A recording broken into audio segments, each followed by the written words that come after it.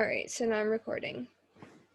All right, so I guess we can get started now. Hi, everyone. My name is Ingrid. And I'm Avery. And we're from Queen's Health Outreach, or QHO. So QHO is a student-run organization out of Queen's University in Canada, and our goal is to facilitate discussions about topics related to physical, mental, and sexual health. This week's topic is about substance use and abuse, and is our third workshop in partnership with Service to Humanity. So welcome or welcome back to anyone watching.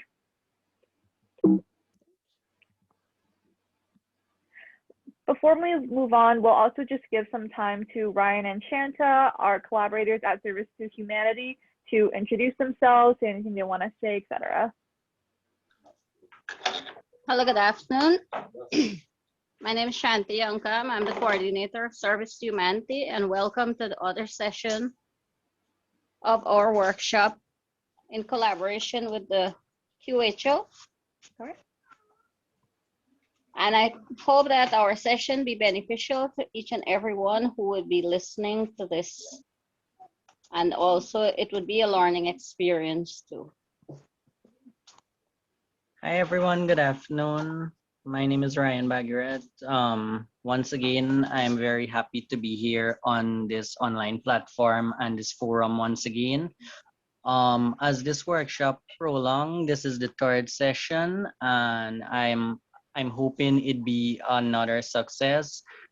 We on the side here of Service to Humanity, we still emphasize on the COVID-19 protocols in terms of taking your social distancing, your precautions, wear your mask, and of course sanitization. It's very important as we are working in this time of pandemic throughout the world. With that said and done, I'll hand you guys over back to Ingrid and Avery. Thank you. Awesome, thank you guys. Thank you. All right, so our discussion today is going to include topics surrounding various types of substances and its related issues, so alcoholism or addiction. We understand that these topics can be challenging or sensitive to discuss, so if you need to leave the meeting for a little bit to take a break, please feel free to do so.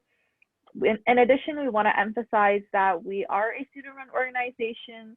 We are not health professionals, we are not teachers, and we're not crisis lines. So this workshop is overall meant to be a safe space for us to have these hard conversations without judgment. And in the case of an emergency, we recommend consulting a professional resource for support, and we'll offer some of those options at the end. Great, so just before we get started, I'm gonna go over what we're going to generally cover today. So our overall topic is substance use and substance abuse. So we're gonna start with just an introduction to substances. I'm sure we all know about the different substances we're gonna talk about, but just to kind of refresh and put ourselves all in context, we're gonna just review those. We're gonna have a quick section about smoking, as in smoking cigarettes. And then we're going to move on to alcohol and substance abuse, mainly alcoholism, and that will take up the main part of our presentation. And then we're going to end off with a part on seeking help, specifically for alcoholism, although the things we discuss will be able to apply generally to other substances as well. But we wanted to focus mainly on alcoholism just to kind of have a focus for the session today. Mm-hmm. So first things first, what are substances? Just to kind of define it, substances are chemicals that change the way our body works, the way we think, feel, and act. They can be helpful or harmful depending on with effects depending on a variety of factors related to the individual, the substance, or the state of the body before or during the consumption of the substances. So obviously there are many different types of substances that more or less fit into these three categories. So there's legal substances. These are the things that, stores sell and we can relatively easily buy them. So medicine, caffeine. There's legal at certain ages, such as alcohol and tobacco. We will individually spend some time on these two substances, but to kind of give an example of what this category means, the legal drinking age in Ontario, Canada, where Avery and I are at right now, is 19, so at a certain age. And then finally, there's illegal substances.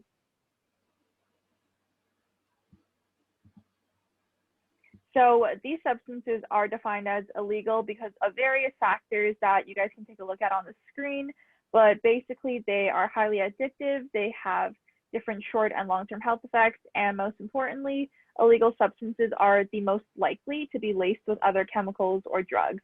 So this can be really dangerous because we don't always know exactly what we're putting in our bodies, even if you generally know that, oh, you're just smoking a marijuana cigarette. There can also be other stuff in there that perhaps isn't labeled or told to you.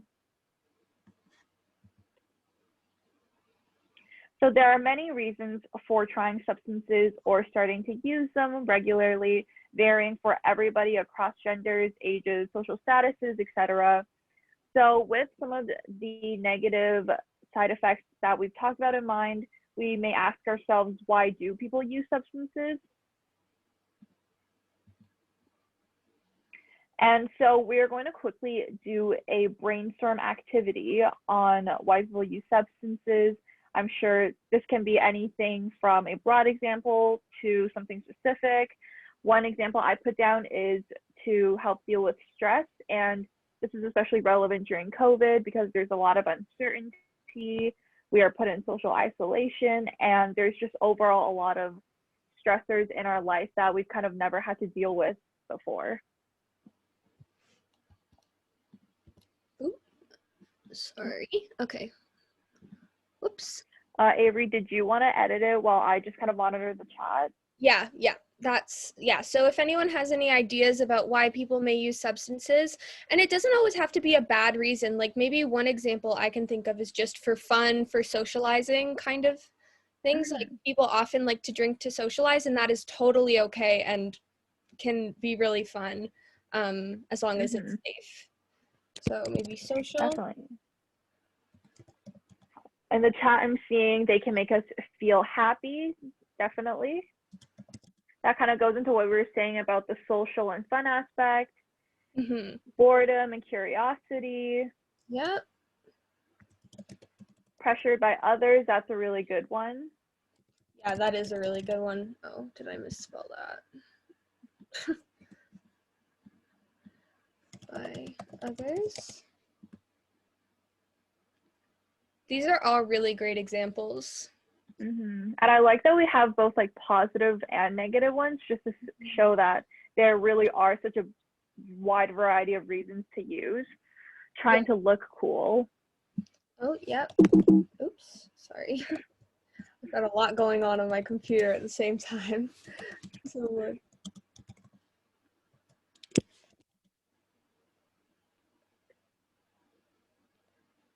all right, I think we can kind of just leave it at that. We came up with a lot of really good reasons. Yeah, that was great. All right. Sorry, it's just loading. It'll just be a second. Okay. Yeah, in the meet. Sorry. Were you gonna say something, Ingrid? Oh yeah, no, I was just quickly gonna mention how as we can see, there are many reasons why someone might use a substance, and that using substances really can be both a good and bad thing. It's all about making sure that it doesn't reach a dangerous level. Yeah, exactly. Okay, so moving on from that introduction, one substance we want to touch on briefly here is tobacco, specifically in terms of cigarette smoking. We want to emphasize here that smoking cigarettes does not make anyone a bad person. It's just an important topic to discuss. There are no physical reasons to start smoking. Our bodies don't need tobacco the way they need food, water, sleep, and exercise. And what we want to highlight here is that many of the chemicals in cigarettes, such as nicotine and cyanide, and I think formaldehyde is also in cigarettes, are actually poisons and can kill if they're in high enough doses. In any individual cigarette, there's not enough to kill you, but over time it can be dangerous. We want to briefly chat about the negative health effects and addictiveness of smoking here, because those are two very important things to keep in mind. Our objective is not to make anybody feel bad, but hopefully we'll all reconsider smoking once we know the facts, or maybe are reminded of the facts if we already knew them before. So I'm just going to list some of the negative health effects of smoking here right now. So first, I want to talk about the short term. So in the short term, smoking can cause pale, wrinkly, and unhealthy skin and possibly even a rash, yellow teeth, persistent bad breath, so your mouth will always kind of smell like old smoke, persistent bad smelling clothes and hair.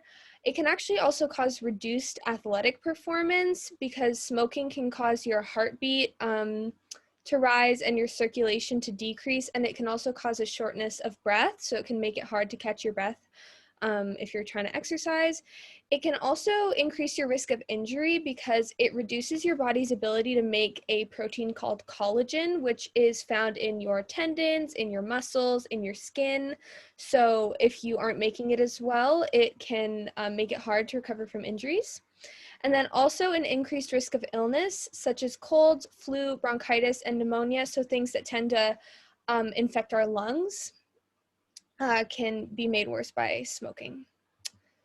In the long term, smoking can cause some pretty serious health complications, such as heart disease, stroke, which if anyone doesn't know what that is, it's a problem with your brain, emphysema, which is a problem with your lungs, many different types of cancer, and also even possibly fertility issues in males and females. And finally, smoking can lead to death. So according to the Centers for Disease Control and Prevention, or the CDC, tobacco causes over 7 million deaths per year, with one person dying every 6 seconds from smoking-related health effects. So just to kind of put that in context, that's 10 people every minute. I think we've been talking for about 5 to 7 minutes now, so that's between 50 and 70 people worldwide who have died as a result of smoking since our presentation began. So that's a lot of people. So it's quite dangerous. So if smoking is so bad for us, why don't we just quit? Well, smoking is a really hard habit to break because tobacco contains nicotine, which is highly addictive. Like heroin or other addictive drugs, the body and mind quickly become so used to the nicotine in cigarettes that the brain is tricked into thinking it needs nicotine just to feel normal. Most people who start smoking, first of all, most people start smoking start quite young, and they also never expect to become addicted. There are plenty of reasons people start smoking. We're not really going to get into them here, but people often start young. They don't expect to become addicted. But statistically, only 10% of people who ever start smoking will ever be able to quit. So that's only 1 in 10 people. So because of that, we shouldn't really judge people for smoking since most people start young and don't expect to become addicted. But we should keep in mind the negative health effects and addictiveness when we encounter cigarettes, and maybe we can take it into account in our decisions of whether we are going to smoke cigarettes or not. For sure. Yeah. So the next substance we will be talking about is alcohol, which is a depressant. And a depressant is basically a scientific term used to describe things, so chemical substances that slow the function of the brain. And this can manifest in many ways, but one thing, especially with alcohol, is that this can put us in a negative cycle if we are already not in the best mental state, as we could become dependent on alcohol to help alleviate our negative feelings or just to help us feel better. But then we become dependent on alcohol because we associate that with helping us feel better. So what are some ways alcohol can affect the body? There are many effects of alcohol on the body depending on the state of your body in that moment, and I'll quickly go through them.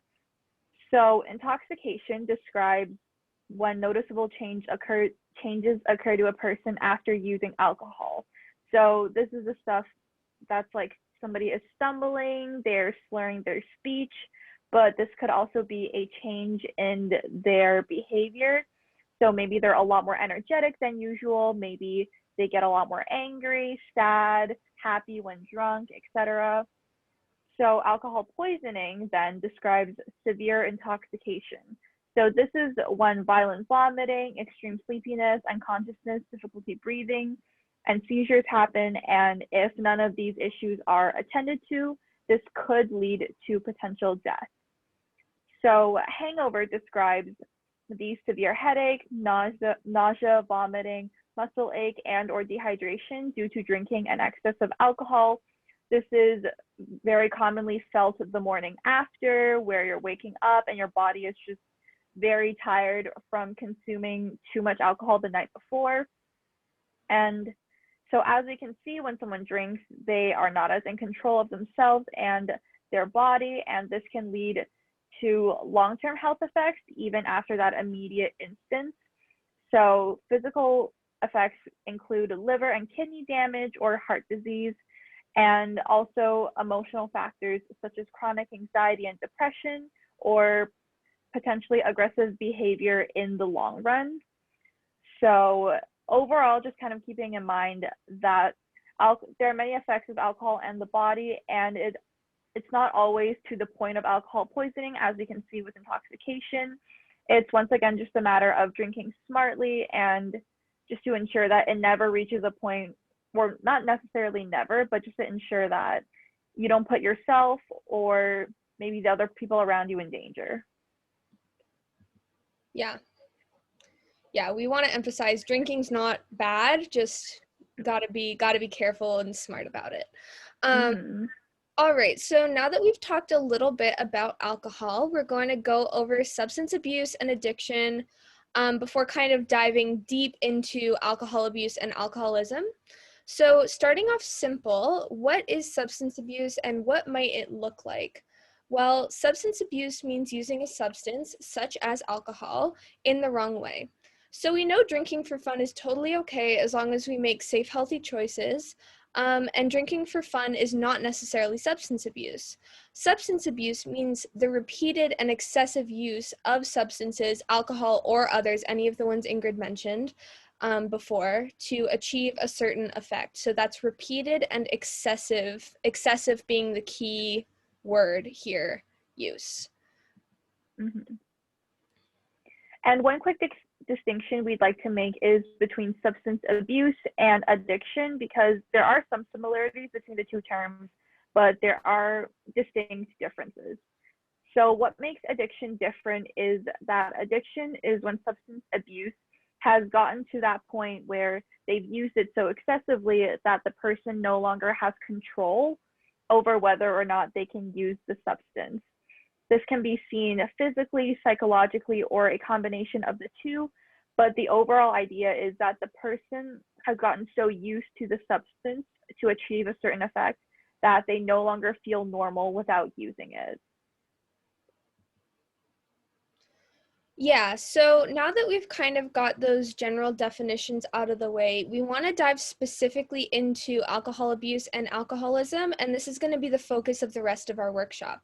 So what are alcohol abuse and alcoholism? So alcohol abuse tends to refer to people who have problems with alcohol in that they drink excessively, resulting in health and social problems.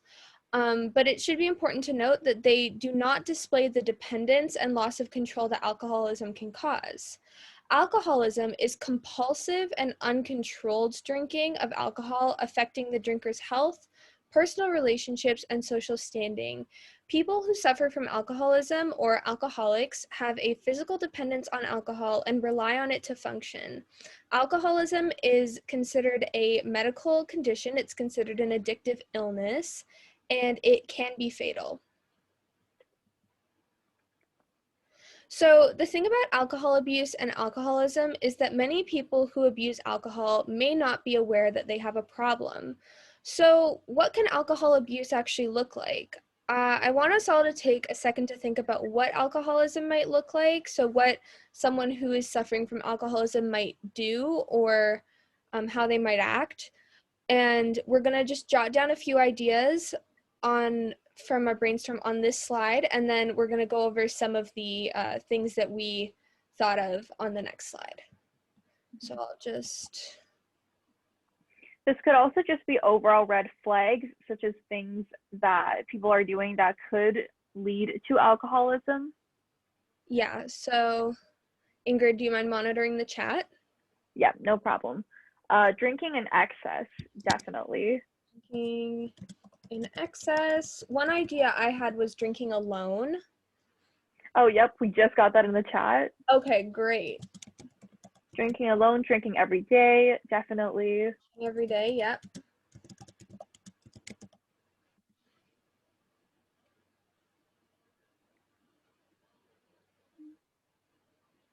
Those are all. Another, Oh, sorry, oh, go ahead, Ingrid. no, I was also just going to say just overall changes in behavior. Maybe we can think about the way they act in friendships, out drinking at work or at times that is not appropriate. Yep.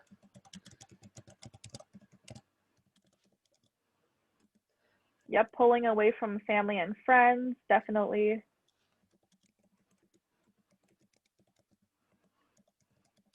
Spending a lot of money on alcohol, definitely. Yeah, these are all really great. We're going to be able to go through the next slide quite quickly because we Oh, yeah. have a lot of them.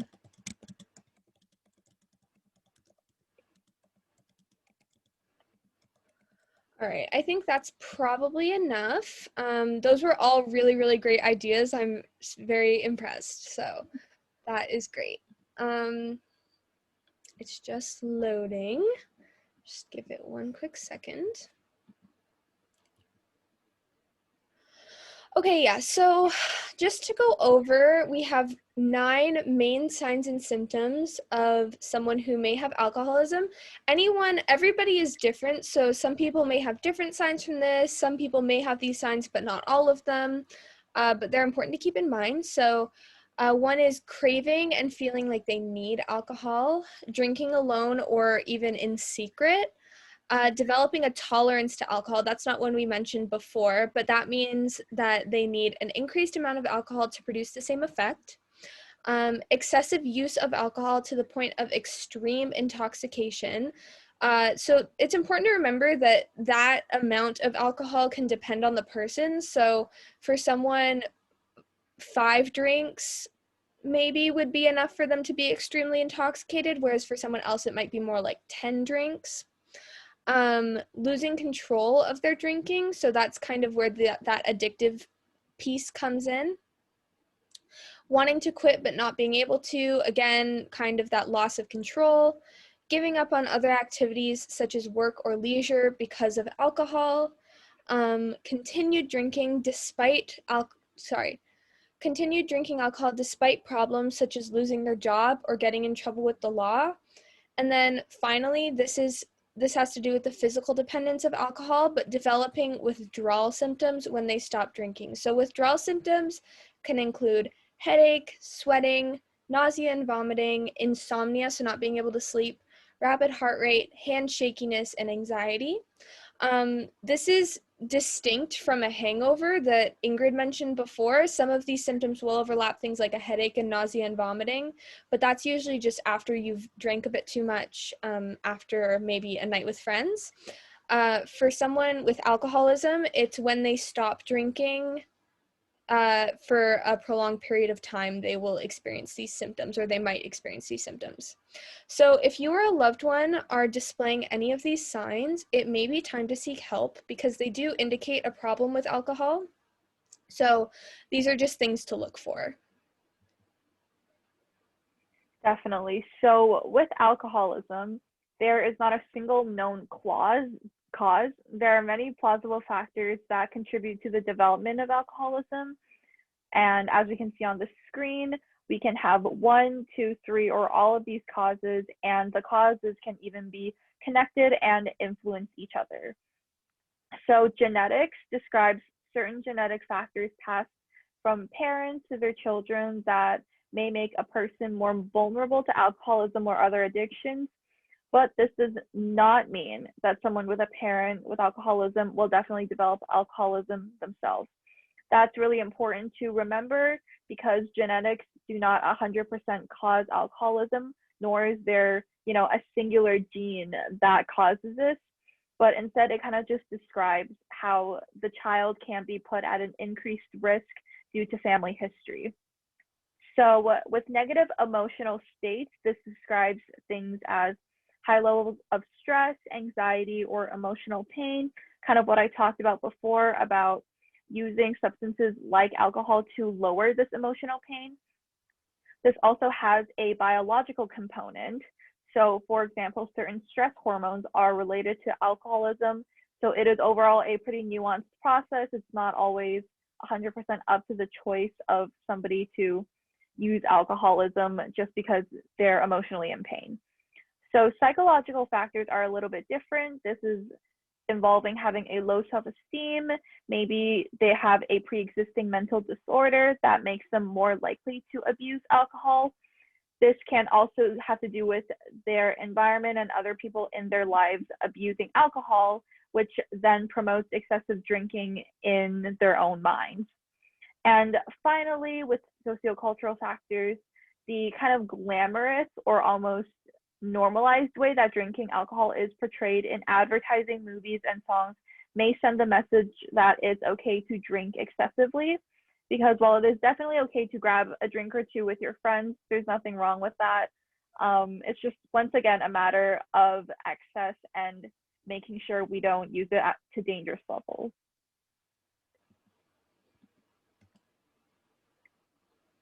So we know that's a lot of information to digest so far. So right now we'll be taking a quick break to do a true or false. Basically, we'll read out 3 statements and you guys can just type in the chat whether you think it's true or false. So the first statement, someone can have 2 to 3 drinks without their behavior or judgment changing noticeably.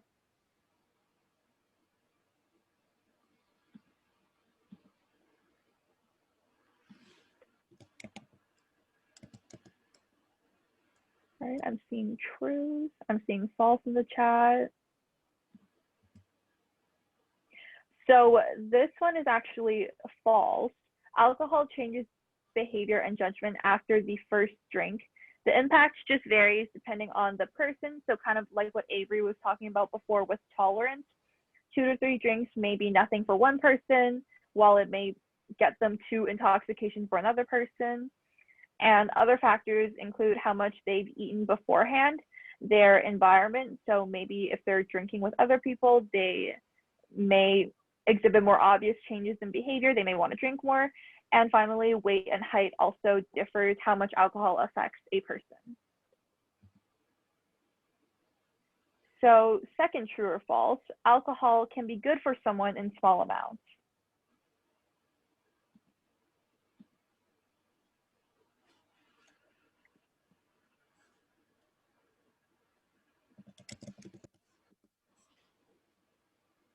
Once again, I'm seeing answers for both.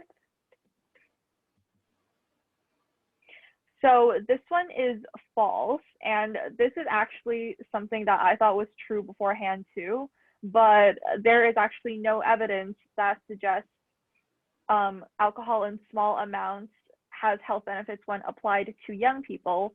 Alcohol in small amounts can provide some protection from heart disease, my bad, but this is mainly for people over the age of 40 years old.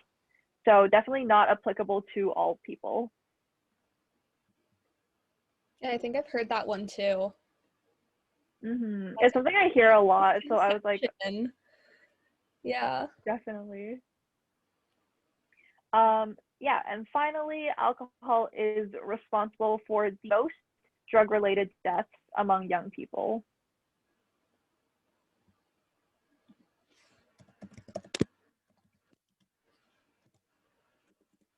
All right, I'm seeing true in the chat. I'm seeing most in the chat.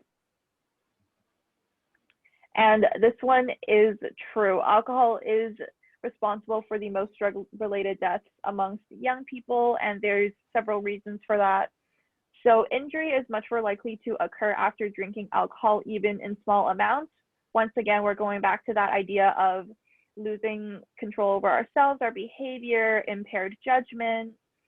And young people aged 15 to 24 statistically are involved in about almost half of all serious alcohol-related road injuries. So this may be getting behind a vehicle while you're intoxicated and having injuries or even potentially death. And finally, alcohol is a factor in 50% of all cases of drowning, which once again, impaired judgment, impaired behavior. When you're, in the water and you start to drown with alcohol in your system, you are less capable of kind of getting yourself out of that situation, which is why. Well, I didn't know that. Yeah, I was surprised to find out it was 50%. Yeah, I would have thought it would just be like other factors. Yeah, me too. That's really surprising. At least for us. Um, all right. So, now that we know what may cause alcoholism, what could be its effects? So, what are some of the consequences of alcoholism?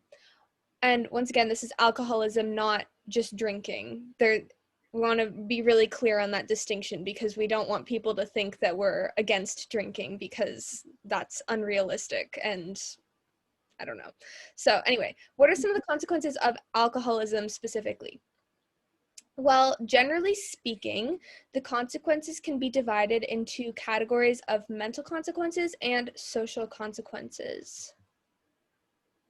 So, in terms of the mental consequences of alcoholism, it's important to understand that even though alcohol may relieve stress for the time that we are intoxicated, it can make us feel worse in the long term. So, as we remember, one of the reasons people may drink excessively or become alcoholic is to cope with the stresses in their life. So, it will relieve that stress in the short term, but make it worse in the long term. So, for example, drinking interferes with sleep. So, this can prevent someone from being alert and sharp. Bad sleep as a result of alcoholism or excessive drinking can reduce mental agility and stress management. I don't know if anyone's had that experience where you drank too much the night before, didn't have a good sleep. The next day, it's pretty hard to get anything done. So, that's definitely understandable. And then additionally, excessive regular drinking is usually a factor in worsening existing mental problems. In fact, alcohol is linked to depression. This can happen because people will drink alcohol when they feel down, as we mentioned. But since alcohol is a depressant, when they sober up, they will actually likely feel worse. And this can lead to a vicious cycle where they drink more, it makes them feel worse, drink more, makes them feel even worse, and then it just kind of goes on and on like that. So, moving on to the social consequences of alcohol. So, I was hoping we're not going to take it down on a slide, but maybe as we go through the different categories, if anybody has any ideas of some of the social consequences of alcoholism for each category, maybe they can drop it in the chat, and then we can go over some ideas that we had and just kind of have a little discussion about the social consequences of alcohol. So starting with an impact on future. So does anyone have any ideas of how alcoholism could potentially impact your future? So that being your ability to get a job, your ability to maybe go to school or university if that's something you want to do, your ability to start a family or anything along those lines. If not, that is also okay. Ingrid, do you mind monitoring the chat? Yeah, no problem. Yeah, so getting in trouble with the law can show up on your records. That can apply to various things, can affect the work and family. It can be hard to hold a job. That's a social consequence. Yep. Losing relationships with friends because you are drinking alone. Yes, definitely. Yeah, so those are all actually kind of overlapping with all of the categories, so that's really great. Everyone's one step ahead. So in terms of our futures, so the getting in trouble with the law is a great example. So that was our example too. So alcoholism can reduce people's judgment and it can even make people aggressive. So maybe if we've been drinking too much, we might get aggressive. That could get us in trouble with the law. We may get behind the wheel of a car and that could get us in trouble with the law because driving while impaired that's against the law. So the consequences of getting in trouble with the law could be that it can potentially affect our ability to get a job in the future. I'll just quickly, oops, sorry. Oh no. We have something else in the chat, finding it hard to focus or remember important things. That's a really good one. It can impact all of these social areas, especially in terms of responsibilities. That's a good one. Yeah.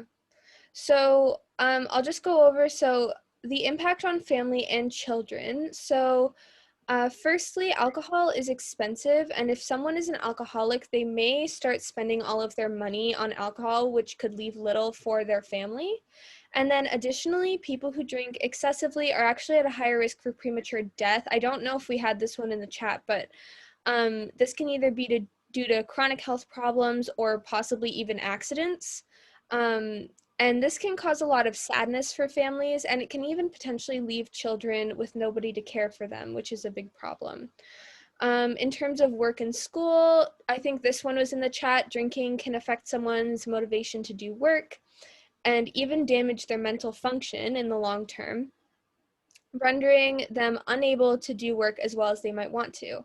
Additionally, the physical health effects can prevent someone from participating in school, work, or other activities because they might need to stay home and rest to recover.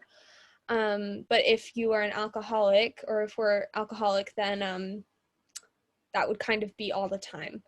And then in terms of impact on friendships, this one was also in the chat. So there's drinking alone that can kind of isolate us from our friends and family. And then being around drunk people also, I don't know if anyone has ever been around a drunk person when they are not drunk, but it is not fun. Most of the time, people don't generally like to spend time with people who are consistently drunk. And this can result in an alcoholic isolating themselves from friends, which can result in depression, and even it can affect their reputation. And then additionally, alcohol makes people less sensitive to others' feelings. So this can result in them saying something hurtful, which could damage their relationships. So maybe when someone is drunk, they might insult their family or friend, and that can really affect that relationship. So these are all important to consider when it comes to alcoholism. Definitely. So with all these factors in mind, these consequences in mind, we have some tips on how to drink smart. So before we get into it, if we recall, alcohol is a substance that is legal at certain ages and places. And in Guyana, for instance, alcohol is legal at 18. So as we've kind of been repeating throughout this entire workshop, the key to drinking alcohol is moderation. Alcohol can be enjoyed legally and safely if consumed in small amounts over long periods of time. So really just making sure we don't use it in excess. And drinking alcohol, once again, does not make somebody a bad or reckless person at all. And it is mainly just important to remember that when we do choose to consume alcohol, these tips can help keep ourselves and others safe. So the first tip is avoid becoming intoxicated, and this kind of applies in like a social context. So definitely having a few drinks with friends, just making sure we don't get to a point where, you know, we're stumbling, we're unable to really have our bearings together. And one way to ensure that is to drink lots of water and to keep eating between alcoholic drinks so that the alcohol isn't the only substance within your body at that moment. Additionally, do not operate a vehicle, go swimming, etc. after drinking. If we recall in our true or false section, these can have very dangerous consequences. Remaining cautious when around alcohol if family history. So once again, this is the idea that if you have family history related to alcoholism specifically, to just kind of remain cautious, to look out for the signs that could lead to a more dangerous situation that could go from regular drinking to at risk of alcoholism. Additionally, if you're taking any type of medication, it is important that we check that it is safe to have with alcohol. So for example, certain antibiotics, I know some of my friends have certain allergy medications that do not allow them to take alcohol with them. And finally, beyond drinking, to avoid reaching a state of alcoholism, it is important to find ways to deal with stress in a healthy manner. So something we've covered in our week on depression and anxiety is mood boosting activities. So this is things like exercising, socializing with friends in whatever manner amidst COVID, meditating, and just doing activities that increase your mental health and make it better, so that we don't have to turn to alcohol and enter that negative cycle of drinking, feeling worse, and then drinking more, as Avery previously mentioned. I want to take a moment to focus on saying no and being assertive. I'm sure we've all been put into social situations where we kind of feel like we have to drink, even if we don't 100% want to in that moment. And so before anything, it is important that, or preferable, to drink in an environment that is safe and unproblematic with your friends, for example, where you feel like you can say no without any bad consequences. Being assertive and knowing our own social and drinking limits is very important, as the point is to have a good time with peers and not to feel pressured on your own end when we're trying to just, enjoy some time with friends. Being assertive also extends to how we interact with others.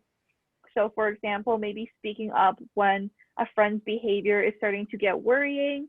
Maybe they are drinking repeatedly without taking a break. And finally, if we still, want to feel included with our friends who are drinking, but we don't necessarily want to drink that night, we can always just fill a glass with pop or juice just to have something to sip on. So yeah. Yeah, so those are all really great, but sometimes we don't remember those tricks, or we don't know those tricks for smart drinking. So if you are with somebody who is intoxicated, or by intoxicated we mean just really, really drunk, safety is the main priority. So if someone is drunk, that means that they have consumed alcohol at a faster rate than it is processed by the body, and alcohol has built up in their body. So I believe that alcohol can be metabolized, meaning like broken down and gotten rid of by the body. It's about 1 drink per hour. So if we're drinking more than 1 drink per hour, the alcohol is going to build up over time. Don't quote me on that, but I'm pretty sure I remember that fact. So as someone consumes more and more alcohol, they will enter a more intoxicated state, as I'm sure we all know. So it goes how we have all, or maybe not, but how many of us have seen before. First, someone may feel tipsy, have slurred speech, other short-term effects. This is usually fine. This is usually kind of a spot that people like to be, because it maybe makes conversations easier. It can be fun. But as they drink more, this can be followed by intoxication and sedation. So this is when people maybe lose control over themselves, and this is not as ideal, and it becomes a little bit less fun. And then this can be followed by blackout, which is passing out, and then people also lose their sensation of pain and often their memory, so people don't remember what they did, which can be dangerous. That's a situation people can really get themselves into trouble.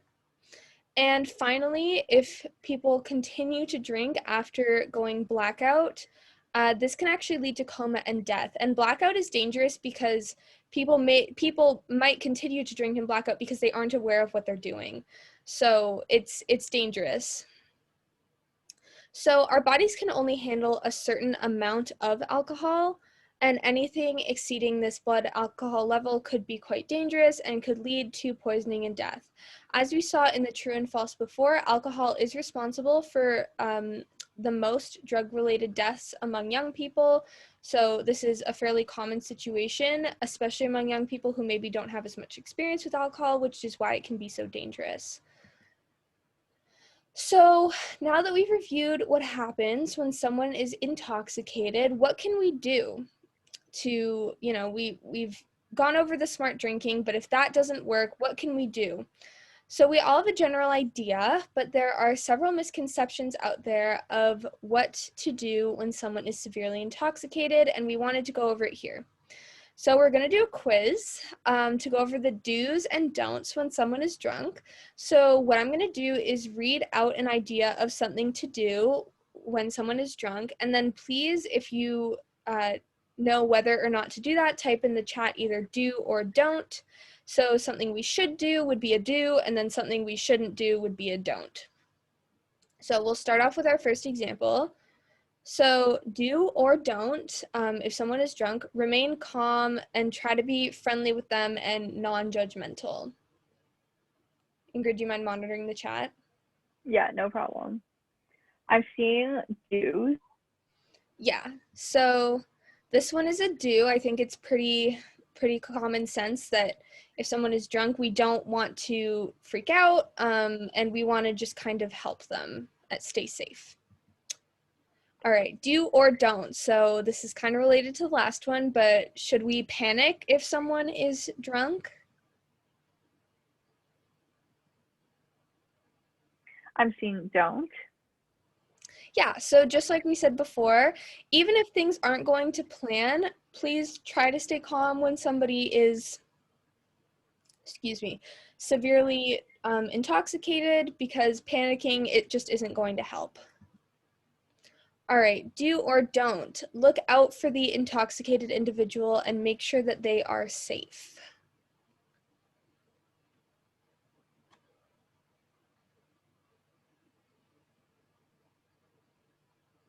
Are you seeing anything in the chat? Yep, I'm seeing do. Okay, yeah, so this, again, some of these kind of are common sense, but we just want to go over them just to be super clear. So yeah, just safety is always a huge priority, especially when someone is intoxicated. So yeah, definitely look out for them, don't leave them alone, and make sure that they are safe if you can.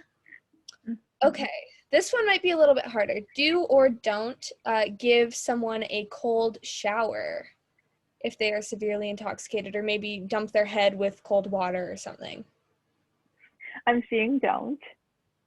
Yeah, so this is not helpful. So often, at least I've heard this, and I've seen it in movies too, where people will dump their heads with cold water, have a cold shower in an attempt to sober up, to try to become less intoxicated. But this will not work. This will not sober them up. The only thing it might do is make them a little bit less sleepy, but no, it won't sober them up. The only thing that can sober a drunk person up is time. The body just needs time to get rid of it. All right, do or don't. Make sure that the intoxicated person is breathing and that their mouth is empty. I'm seeing do. Yeah, so one thing that's dangerous, especially if someone is intoxicated and they are lying down on their back, is that they may vomit. And if they are lying on their back, they could inhale their vomit, which is called aspiration, and that can actually lead to death. So Ingrid's going to go over this a little bit more later, but yeah, it's definitely important to make sure people's mouths are clear and that they are breathing, and to check on that consistently, because it doesn't take long if your airway gets compromised for it to lead to death or severe brain injury and stuff like that. Okay, do or don't try to physically restrain the drunk person. I'm seeing don't. Yeah, you guys have some good common sense. So don't try to physically restrain a drunk person. It is a really great way for both of you to get hurt, because the drunk person is often not aware of what they're doing, so they may not hesitate to maybe hit you, or it can just be a bad situation. So don't physically restrain them if it can be avoided. Okay, do or don't call for emergency help or someone you trust if they stop breathing or can't stop throwing up. I'm seeing do. Yeah, I'm Yeah. seeing do. Okay. So yeah, definitely if someone, so these are really important things. So if someone isn't breathing or they can't stop throwing up, that is a sign of severe intoxication that is like affecting their physical health in the moment. So it's definitely time to contact somebody that can help with that. Okay, do or don't laugh at or argue with the drunk person. I'm seeing don't. Yeah, so Yeah. it kind of, first of all, it's just not very nice, because often like people don't generally get too drunk on purpose, so just not super nice to do. And then also if they're aware enough to see that you are laughing at them, then that can make them angry and maybe they'll lash out. Like it's just not a good idea for safety or just generally like being a nice person. um okay, do or don't give the drunk person water if they are semi-conscious.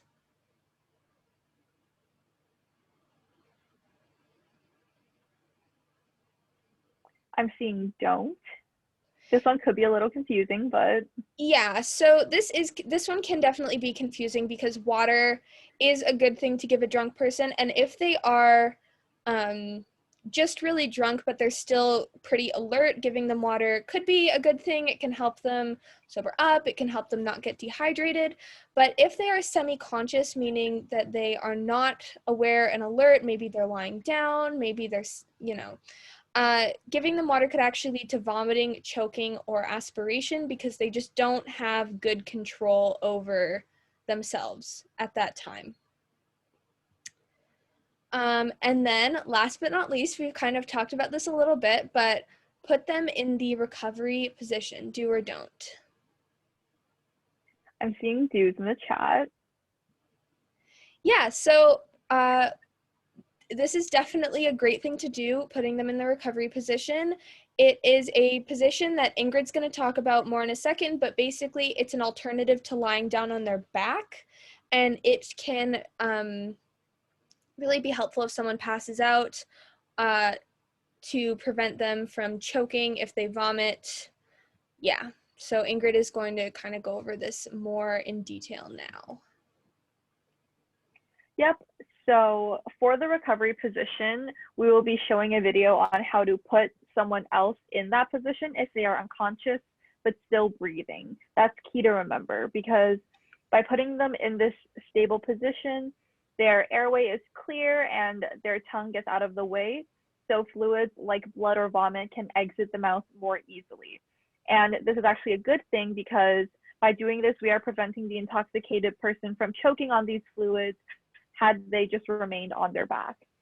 So this position can be especially helpful if someone has to leave the room for a second to grab maybe a trusted adult or maybe a health authority, and we have to leave this unconscious person alone for a little bit. So Yeah. we'll let the video play. Yeah, so I'm actually going to stop sharing my screen and then restart it because I think there's a way to optimize it for video playing. Um, okay, let's see.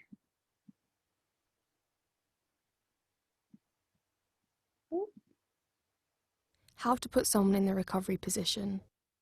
Can you hear that, Ingrid? Is it good? Yep. Okay. If a person is unconscious but is breathing and has no other life-threatening conditions, they should be placed in the recovery position. With the person lying on their back, kneel on the floor at their side. Place the arm nearest you at a right angle to their body with their hand upwards towards their head. Tuck the other hand under the side of their head so that the back of their hand is touching their cheek. Bend the knee farthest from you to a right angle. Now, carefully roll the person onto their side by pulling on the bent knee. The top arm should be supporting the head, and the bottom arm will stop you rolling them too far. Open their airway by gently tilting their head back and lifting their chin, and check that nothing is blocking their airway. Finally, stay with the person and monitor their condition until help arrives.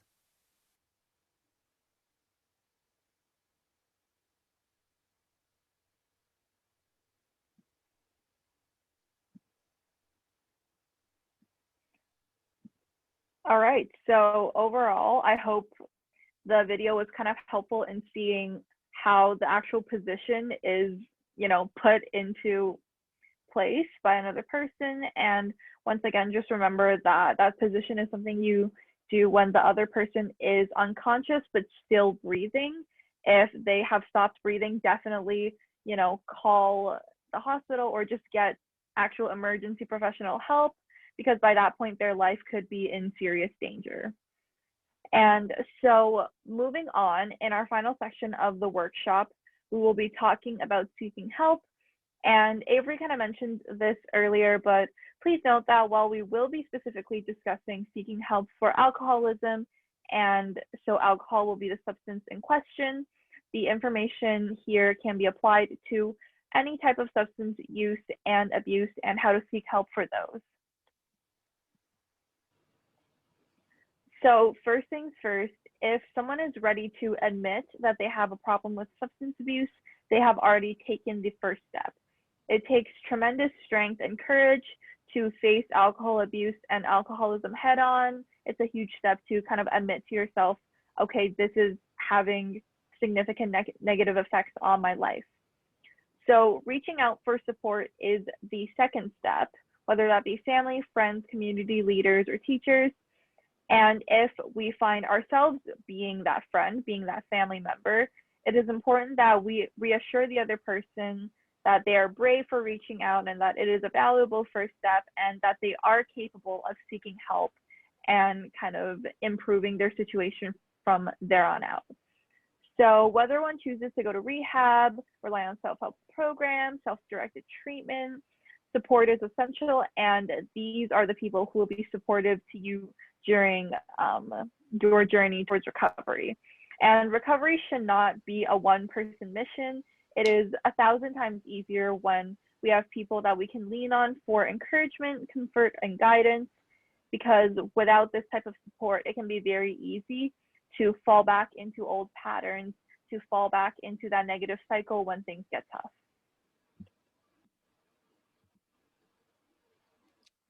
So, similar to how there are do's and don'ts when someone is drunk, just like we went over, there are also do's and don'ts when someone in our life is abusing alcohol or they are an alcoholic.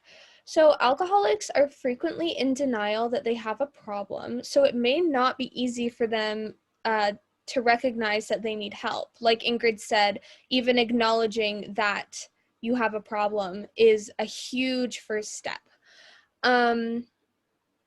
Through all of it, it's important to remember that we do not need to feel guilty or responsible if our friend or family member is having a drinking problem and showing poor behaviors as a result of that. It is absolutely not our fault. But we are going to go over what we can do to help this person in our lives and what not to do. So if anyone, we're just going to go through the points, but if anyone wants to jump in at any point to give their input, please feel free. And then we're almost done with the presentation. This is kind of our last major topic. So we'll also have time for anyone to give any input at the end as well. So what shouldn't we do when someone in our life is an alcoholic? So first of all, we shouldn't judge them. Instead, we should listen to them. Sometimes just talking to someone can lead to a huge revelation. So they may not realize that they have a problem, and then once we acknowledge it and talk to them about it, they may begin to realize. Don't cover up or make excuses for the alcoholic or shield them from the consequences of their behavior. They'll be more likely to want to stop if they are having to deal with some of the consequences. Do not punish, threaten, bribe, or preach to them. So don't kind of try to manipulate them into stopping. They need to want to stop themselves. Don't hide or dump bottles of alcohol. So often, as we mentioned, alcoholics can go through withdrawal, and usually what they need to do is wean off of alcohol, which means have smaller and smaller amounts over time. So if we're just dumping or hiding their alcohol, that can actually make things worse. And then again, the last thing is, do not expect their recovery to be fast. Often it requires multiple conversations, lots of effort, and time for someone to recover from alcoholism. So what can we actually do to help them? So do continuously ask whether they think they have a drinking problem to encourage them to be honest with you and also with themselves. Excuse me. Do be objective, so don't allow emotions to distract you, and do not let it become a negotiation. So don't tell them, you know, if you stop drinking, I'll do this or whatever. Don't negotiate with them, or yeah. Do use I statements. So for example, I am afraid you will get kicked out of school. Pointing the finger will just make things worse, and it will only kind of back them into a corner. It won't really help. Do know where help is available before you talk to them, just in case they need it. So then if they ask for help, you have the resources at your disposal. And do offer to go with them to either their appointments or just anything they're doing to seek help, if they are ready to seek help. But make sure it's in kind of a supportive way and not in like an enforcement kind of way. We don't want to be changing the dynamics of our relationships with this person, because it may make it so they don't really trust us anymore. And what we need is for them to trust us. So yeah. And yeah, those are some of the do's and don'ts. So now we just have some resources here. Yep.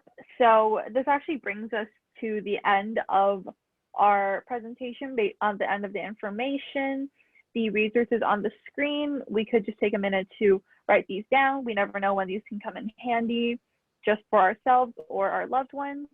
And if anyone has any questions that they'd like to share, or just any comments they'd like to make, please feel free to do so right now.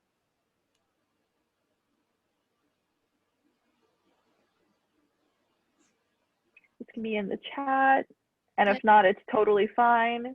Yeah, it's all good. Whatever works for people. We'll just give everyone a second, and then if no one has anything, we'll just end the presentation.